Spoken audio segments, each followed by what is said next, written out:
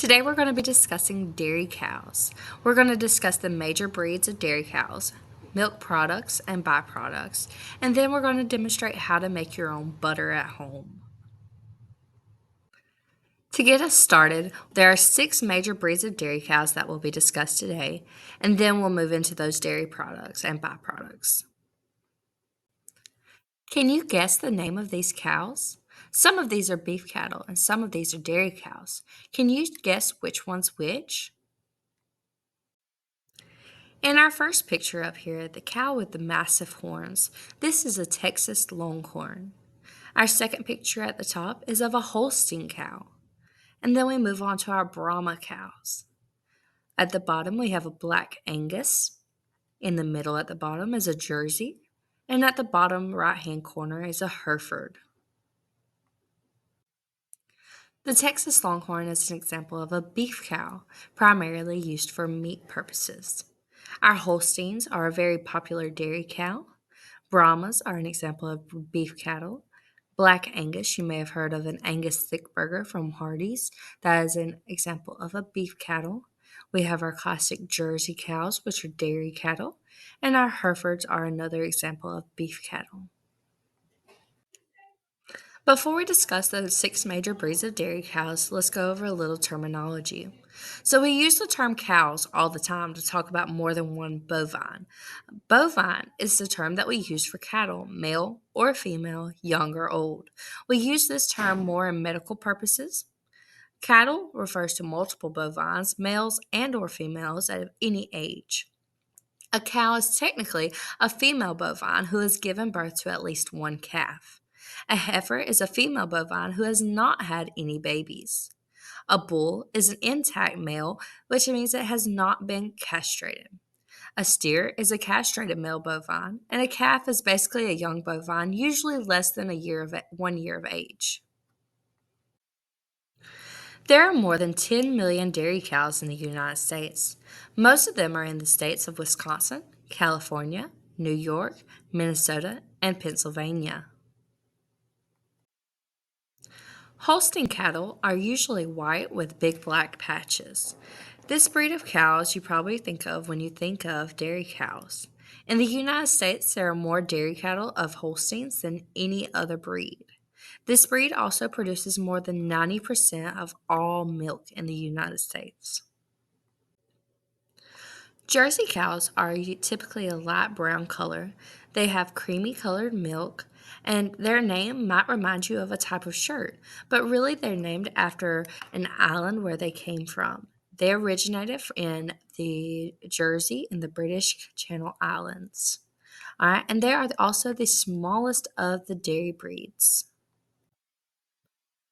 The brown Swiss cattle are typically dark brown with white shading. Some of these cows are nervous, however, brown Swiss cows are very calm.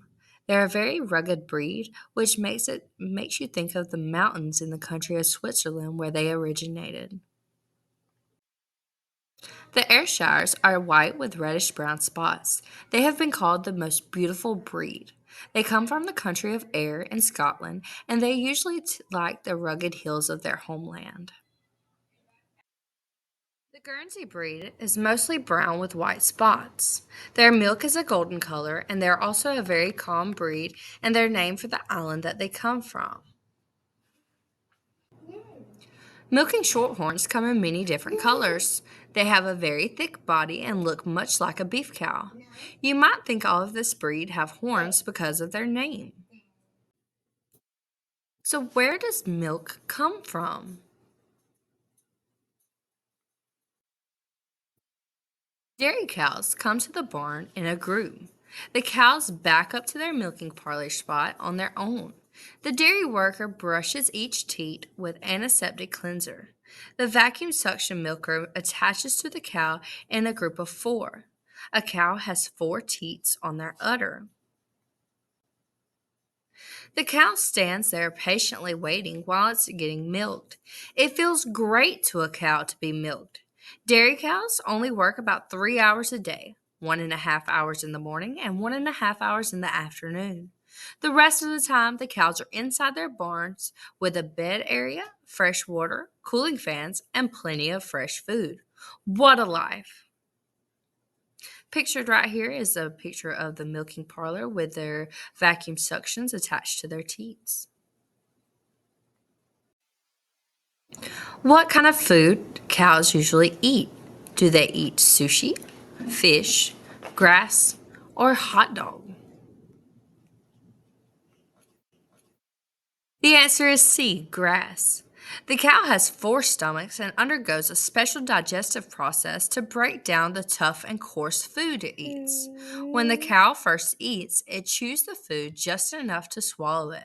The unchewed food travels to the first two stomachs, the rumen and the reticulum, where it is stored until later.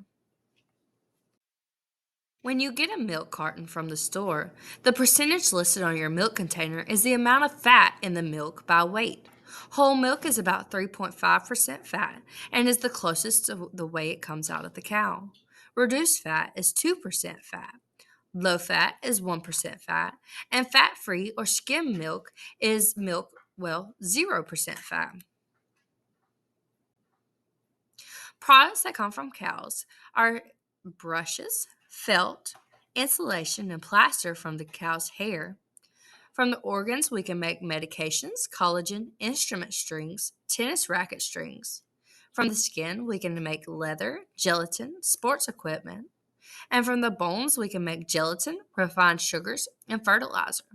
And from the fat, we can make products such as antifreeze, biofuels, candles, car tires, cosmetics, crayons, explosives, fire extinguishers, hydraulic brake fluid, lubricants, and polymer money, and even soaps. Byproducts that come from cows also are makeups, ice creams, sports equipment, brushes, leather, pharmaceuticals, porcelain, toothpaste. Some other milk and dairy products that you may use on a daily basis may be milk, butter, yogurt, and cheese. All right, for today, I would like to make butter. All right, so what we're going to do is we're going to take a small jar. I'm taking a Tupperware dish with a screw-on lid, and we're going to fill this about halfway with heavy cream. All right, you can purchase heavy whipping cream at Walmart or any grocery store. So we're going to take this heavy cream and we're going to fill our jar about halfway. A little way to help it to make the process go a little bit faster is we can take a marble or a small ball. I have a silver marble that we're going to use today and just drop it down into the container along with the heavy cream. All right, so you want to make sure that you get the heavy cream shaken up very well. All right, make sure the lid is on very tightly so that way we have no spills. All right, and then you just shake. Now it's going to be a lot of noise because you'll hear the marble bouncing around in here. If you would like, you can also add salt to your butter for taste. All right, and as you continue to shake the jar, you can have students observe the changes in the cream. All right, and once your butter gets solidified, you can see the different consistencies. I've made one earlier, so you can see that your heavy whipping cream has gotten a lot thicker now. And then you can spread this on crackers and have your students enjoy it. Flip top containers like Tupperware dishes also work great for making the butter. All right, but the process is very simple. Just have them shake the jar. To conclude our lesson, we will have students complete a ticket out the door. Depending on the age level of our students at the time, students will complete at least one of these worksheets based on dairy cattle. The first worksheet lists two ways that beef cattle and dairy cattle look different and what the purpose of the udder on a dairy cow is. Also, students will answer how much milk does a dairy cow give each day. The second worksheet will be a passage that our older students, 3 through 5, could complete easily by reading the passage and answering the questions. By reading this passage, students will learn about pasteurizing and homogenizing a milk at the processing plant. Students will also be able to read these passages and answering the following questions on the next page. After reading the passage on the previous slide, students should be able to easily answer these few questions.